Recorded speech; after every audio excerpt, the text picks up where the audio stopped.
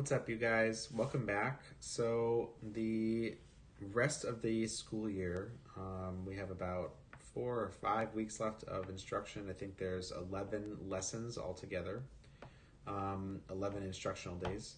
We're going to be working on doing some review of all of the concepts that we've learned this year. And coupled with doing these assignments that I'm going to be posting for you, there's also going to be Delta Math, so you can practice the skills, okay? You might be asking yourself, well, what's the point of reviewing all this right now, because we don't have an end of course exam. The EOC is not currently happening because we're not on campus to actually take it. Well, I don't know if you've read any updates about this, but passing Algebra 1, the class, is something you'll be able to do now this school year, and you'll won't have to take the course again. But passing the exam for Algebra 1, the EOC exam, is still a graduation requirement. The only people that does not affect is if you are a senior who is graduating this school year. They've waived that requirement for graduating seniors this school year. But if you're a freshman, which most of you are 10th grade, you still have to pass the Algebra 1 EOC at some point, and we will probably start seating you guys for that sometime in the fall. Of course, given all these circumstances and everything, there's definitely going to be more support from the school for you guys about this test. As you get closer to when we're actually going to sit down and do it, there's going to be review sessions, to make sure that we can give you the best opportunity you have to pass the test. But with that being said, I am basically finished teaching all of the new content to you. There's only a couple of minor things that we didn't go over. So best to spend the last time that we have together here this year doing review. So we're going to start with part 1. This is actually the first review. I think there's 6 altogether, but we're probably not going to get through all 6. But this is review number 1, and this is part 1 of review number 1. So the idea is that we're going to have 2 parts of a review per week. We're going to do part 1 on Monday and part 2 on Wednesday, and then you'll have some assignments and stuff to finish up and turn in for Friday.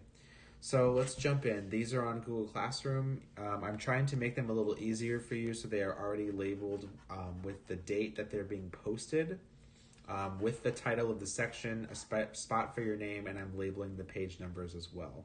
This is actually going to make it easier for me too when I grade them. So I've also put a thicker border around the questions that I want you to do as classwork. So we're not going to be filling this whole thing in together here, okay? You're going to be doing some of this on your own. Okay, so let's dive in. The first thing that we did back in the beginning of the year in August was we talked about the real number system. The real number system is represented by this R, which stands for all real numbers. That is all rational and irrational numbers. Okay, and then irrational numbers is represented by the letter I, and that is all by itself over here on this side. And all of these things are considered rational numbers. This is like a hierarchy. So an integer is a rational number. A whole number is an integer and a rational number. A natural number is a whole number, an integer, and a rational number. Okay, just keep that in mind.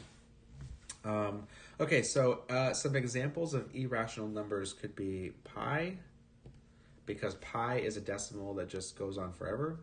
The square root of something that isn't like a nice, clean, even square root. So like the square root of 4, that wouldn't be irrational because the square root of 4 is just 2. There's no crazy decimals going on there. And then you could also say like a negative square root of some crazy non-awesome square root number would be something irrational. Okay, rational numbers are represented by a Q. They couldn't use R for rational because we already used R for all real numbers. And rational numbers could be things like 1 and a half, or they could be like 0.6 repeating. Those are good choices to pick because they are decimals that they terminate. They come to an ending point. There's a stopping point. It's not like pi, where pi is like 3.14159, blah, blah, blah, blah, blah, forever. They have a decimal, but they're a stopping point, okay? An integer is represented by z, and an integer, if you think about a number line, there's no more decimals from this point down. Okay, these are going to be numbers that are not having decimal places. Okay, if you think about an integer, it's any number that is on a number line. So like if you do like a dot dot dot, you have -2, -1, 0, 1, 2, dot dot dot. Any of those numbers, including the negatives. Okay, so let's make a note here that it includes negative numbers. Whole numbers start at 0. Whole numbers are represented by a W. They start at 0, 0, 1, 2, 3. So let's make a note of this one. Non-negative. And then the same thing is true for natural numbers. Natural numbers, they are also non-negative. But they don't start at 0, they start at 1. So 1, 2, 3, dot, dot, dot. Okay? So whole numbers and natural numbers are only positive. The difference is one includes 0, the other one does not include 0. Integers are basically whole numbers that exist on a number line, and that would include negative whole numbers. And then a rational, not irrational, but a rational number is any of these underneath that umbrella, but also this includes terminating decimals, so 1.5 or 0.6. Even 0.6 repeating is okay. It goes on forever, but it's not irrational. It's 0.6, and that's it. So let's name all the things that these belong to. So for 2/3, well, first of all, this is going to be a real number, okay? If I'm not mistaken, I think probably all of these are going to be real. Yeah, this one is, and this one is, and this one is too. This is a real number. This one is also a real number, and this one's a real number. So you have part of your answer already for all these. That's great. Okay. So 2/3. 2/3 is actually 0.6 repeating. So that is going to be a rational number. So it is a Q. It doesn't go any further than that because in order to be an integer, whole number, or natural number, well, first of all, if it's a Q, it can be any of these also, okay?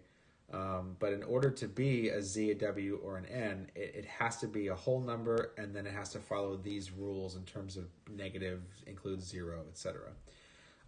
So that's where we have to stop, okay? 13. So start at the top. It's real. It's a real number. And then your question is it irrational or rational? Well, this doesn't have any crazy repeating decimals or anything, so it's going to be a rational number. That's Q. And then if it is a Q, if it's a rational number, can it fall into any of the categories below it? So is it an integer? It is an integer because 13 is a whole number on the number line, so Z is good. I'm sorry, I don't know why I just put 2 commas there. Oops. Okay, Z is good. Is it a whole number, meaning is it 0 or greater? And the answer is yes, it is. And is it a natural number? Is it 1 or greater? And the answer is yes. So this one has a lot of different classifications, okay? Let's look at 0. So it's a real number. It's rational. If it's rational, does it fall into the next subcategory, which would be integers? And 0 is an integer, so Z. Is the integer also a whole number, meaning is it 0 or bigger? And it actually is 0, so yes. And then finally, is it a natural number? The answer would be no, because natural number doesn't include 0. Okay, so that's where you stop. That's it. Okay, next question is negative square root of 50. So you would need to kind of figure out what the square root of 50 is first.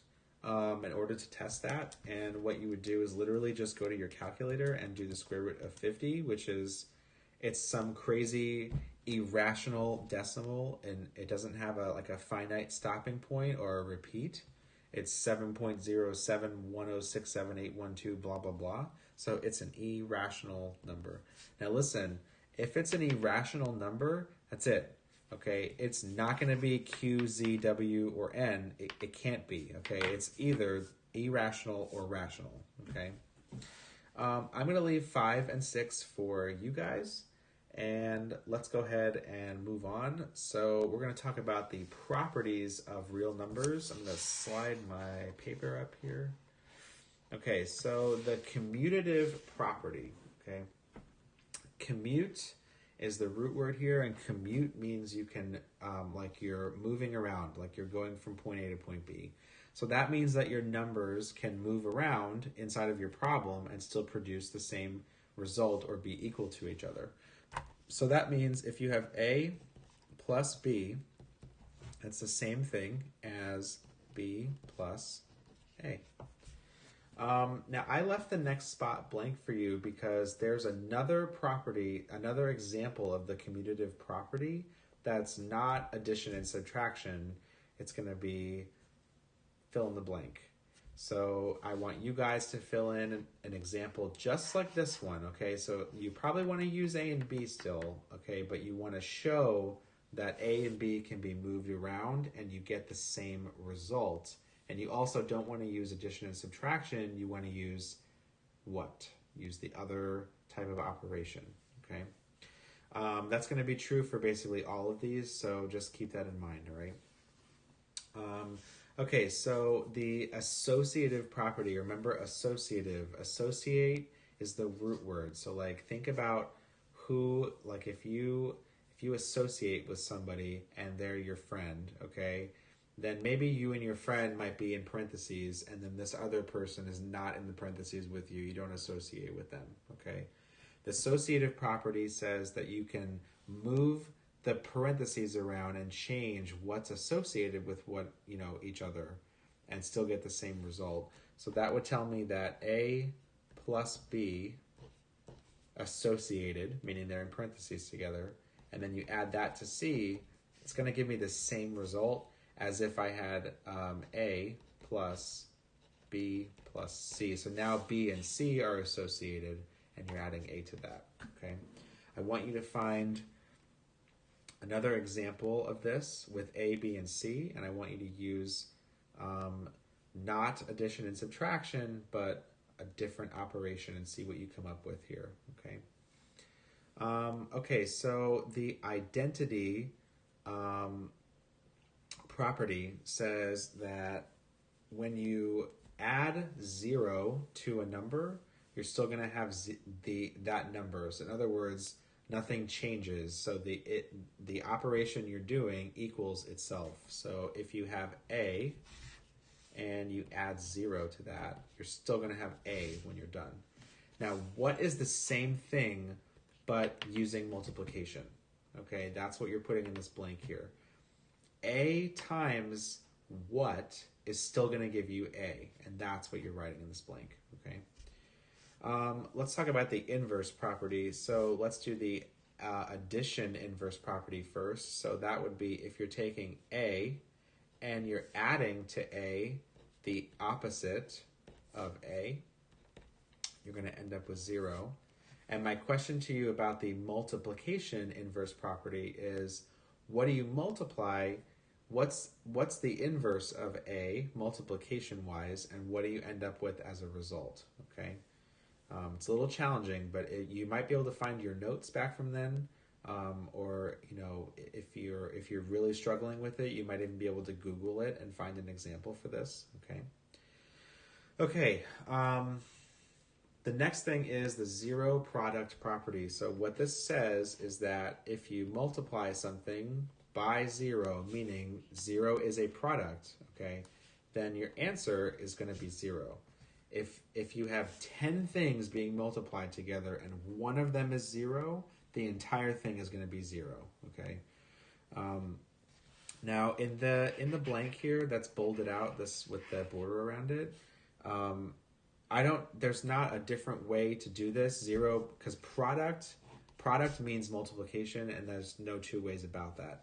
But I want you to come up with your own example of something being multiplied by zero and show that that gives you zero as a result. Okay. We're going to do a distributive property example. So that means if you have a number outside and then in parentheses, this is being multiplied. Be careful, okay? If you inside parentheses, you have like b plus c, so two other numbers. This says that you distribute the a to the b and you distribute the a to the c. Okay, so arrow, arrow. And that means you multiply. So that's a times b plus, because your property here was, your operation was adding, plus a times c, a, c. Okay, and in this blank, I want you to come up with an example of the distributive property and then show me the result of the distributive property there, okay? The reflexive property says that if you have any variable or any number and it's basically if you reflected that upon itself, what would you see? Think about a mirror, like reflexive, like what reflects off the mirror? It's itself, okay? Now that's different from the identity property, so don't get those two mixed up, all right? The reflexive property is like thinking about that mirror. So what reflects off the mirror? So if you look in the mirror, you're going to see yourself, right? So A is equal to itself. Come up with an example of the reflexive property where something equals itself, okay? And that's what I want you to put in that blank. We also have the symmetric property. So what that's saying is that if you think about symmetry, right? So like when something is symmetrical and you cut it in half, there's like a symmetry line down the middle. If you were to fold that object onto itself, it would be the same. What this is saying is that if you have A equals B, that's the same thing. That's what this arrow means. It's the same thing, okay? If A equals B, that's the same thing as B equals A, okay? Now you come up with something here in this blank that is the symmetric property. So you can think of an expression like, I'm not going to give you one because that would give you the answer, but just think of just any kind of expression where there's an equal sign, and so more, and then just flip that expression around, and you'll get the symmetric property. Okay. All right, so we're gonna flip the page.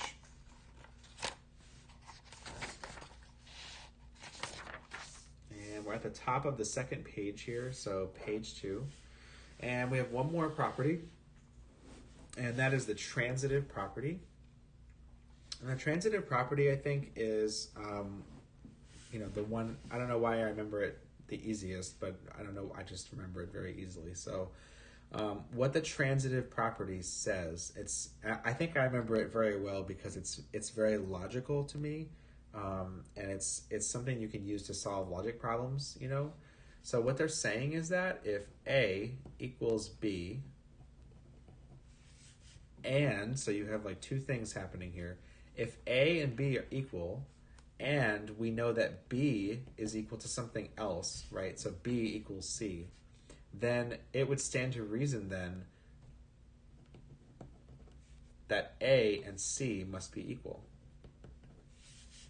Okay? So what this is saying is that A and B are equal and B and C are equal. Well, if two things are equal, they can be substituted in. So instead of writing B here, I could just write C. And that's what the transitive property is telling you.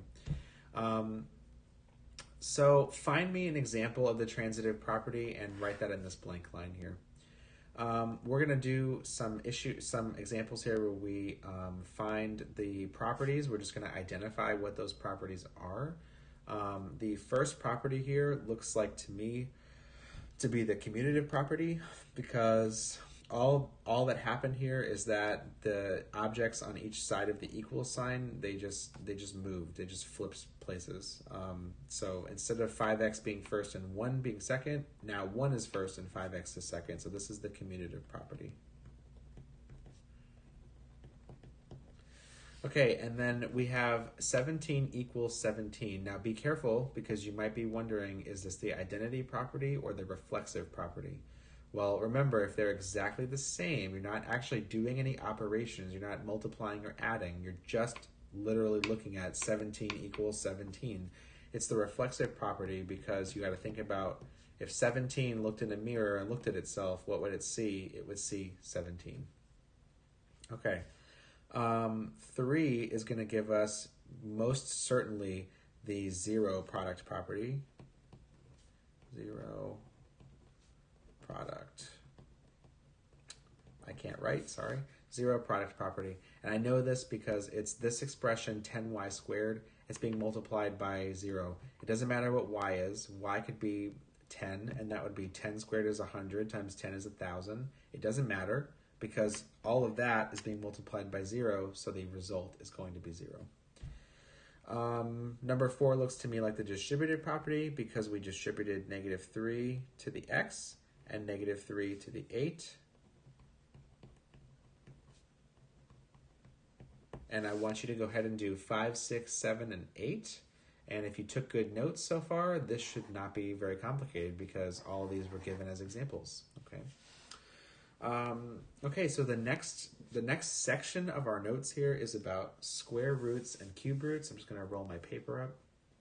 So if we are discussing square roots, what we're really looking at here is we're looking at perfect squares and perfect cubes. Okay, so that's really all this section is about, and it's just about recognizing those common ones. So the square root of 25 is 5 because 5 squared or 5 times 5 gives me 25. Okay, square root of 144 is 12 because 12 squared gives me 144. I've left 3 and 4 for you guys to do. Remember in number 4, by the way, just to give you a hint, this radical, this square root, applies to the numerator and the denominator. So this is the same thing as the square root of 16 divided by the square root of 49. So make sure you keep that in mind when you're doing the problem. Okay, on 5 and 6, we have cube roots here. We're looking for the cube root of 27. Well, that's going to be 3. And I can do that using my counting method in my hands. So 3 times 3 would be 3 squared. Okay, 2 squared. Okay, 3 squared is 9. But this is cubed, so 3 times 3 and then times 3. Okay, 3 times 3 is 9, times 3 is 27. So the answer here would be 3. And then the cube root of 216. Let's see, is that like 8 or something? I don't know. This is going to be 216, 1 over 3. Oops. Oh, it's 6. Okay, I was close. Okay, so 6 times 6 is 36, and 36 times 6 is 216. Okay. 3, 4, 7, and 8 are for you guys as classwork. And just so you know, on the Delta Math I assigned for this topic, there is a activity where you have to get like 10 in a row correct of square roots and perfect squares and perfect cubes. Actually, I think it might just be squares. I could be wrong. You'll have to take a look. You have to get them. You have to get 10 right, and you have to do it in a certain amount of time in order to get credit. So just keep that in mind when you do the Delta Math. Okay. Okay. Our last part of today's review is going to be evaluating expressions, both algebraic and numerical. There's only one algebraic one here, and that is this one that has algebra because there are variables, okay? The other 3 are numerical. So what's the thing we have to remember when we have all these things that are operations and they're all happening, okay? We have to remember the order of operations, which is PEMDAS. That means parentheses first, or grouping symbols, so GEMDAS, and then exponents, and then multiplication, division, and then addition and subtraction. So just keep that in mind, okay? So let's go ahead and do grouping symbols first in this expression. So I have a grouping symbol here, which is 9 minus 2, which is 7. So we'll rewrite this. 2 cubed times 7 plus 12 over 4 minus, I have another grouping symbol here. Believe it or not, an absolute value symbol is a grouping symbol. So what is the absolute value of negative 5? Well, how many spots away from 0 is negative 5? It is 5 spots away. So the absolute value would be 5. Okay, so grouping symbols are complete. We now need to do exponents. So 2 cubed would be our only exponent in this one. 2 cubed is going to give us 8. So this is going to be 8 times 7 plus 12 over 4 minus 5. The next thing is multiplication and division. Do those in any order you want. So I have a multiplication problem happening right here. That's 8 times 7, okay? So if I were to take that off of 64 minus 8, I would get 56. 8 times 7 is 56. Plus, now hold on, 12 fourths. Okay, it's a fraction, but a fraction is really just division. Okay, so 12 divided by 4 is 3. And then we have a minus 5. So now we're at the addition and subtraction stage. 56 plus 3 minus 5. You can do this in any order you want to. That would be 59 minus 5, which is 54. Please, please, please do not just punch this in a calculator, okay, in any random order and expect to get the right answer. If you do not press the correct grouping symbols in a calculator, which is even more than what's written here, you're going to get the wrong results. So please make sure that you're using your brain and PEMDASing through this, okay? Our last problem I'm going to do with you guys is going to be number 3, and then 2 and 4 are up to you. So for number 3, we're going to do our parentheses first, and there are no grouping symbols here. The next thing is exponents, so we're going to rewrite this expression, and our exponent here is 5 cubed, which is 125. So 125 minus 42 divided by 6. And all of that is being divided by the cube root of 8. Now, if you think about a cube root, okay, remember, this is jumping ahead a little in the review, but remember that, I'm going to actually go in the bottom and write this, that if you have the a root of x to the b power, okay, this is the same thing as x to the b over a, okay? So just keep this in mind, okay, as you go forward. Taking a root of something is going to fall in the same section of PEMDAS as doing the exponents. Okay, you want to simplify that now. All right. So the cube root of 8 we already know is 2, so I'm just going to cross that out and put a 2 there. All right. Okay, so the next thing is going to be multiplication, division. I have a division here on the top, which is 42 divided by 6. And what does that give me? It gives me 7, I think, right?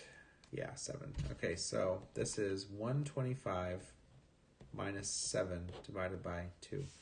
Now you might be saying we still have a division because this is a fraction bar, right?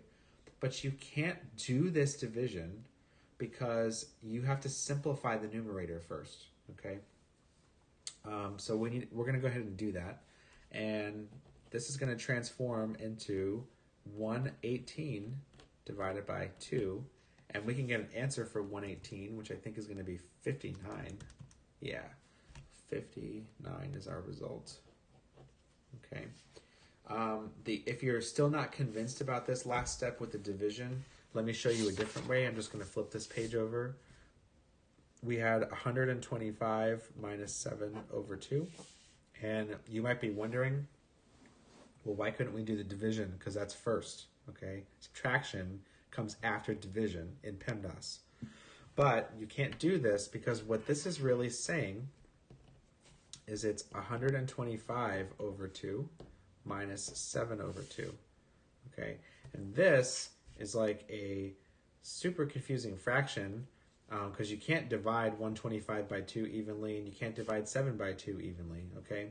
But something you can do is if you had a problem like this, you would go and do it in this order. You could combine these because they have the same denominator, and 125 minus 7 is 118 over 2, which is 59. Okay, so that's it for the first part of the review. Make sure that you have completed all of the problems that are listed here. And so the classwork you have is to complete the missing problems, and then the homework is going to be Delta Math, and this is the name of the Delta Math assignment right here, 427 Algebra Review 1, Part 1. Okay, guys, I hope this has been helpful for you, and if you have any questions or anything, please feel free to come to my office hours on Tuesdays and Thursdays, and I'll see you guys next time. Bye.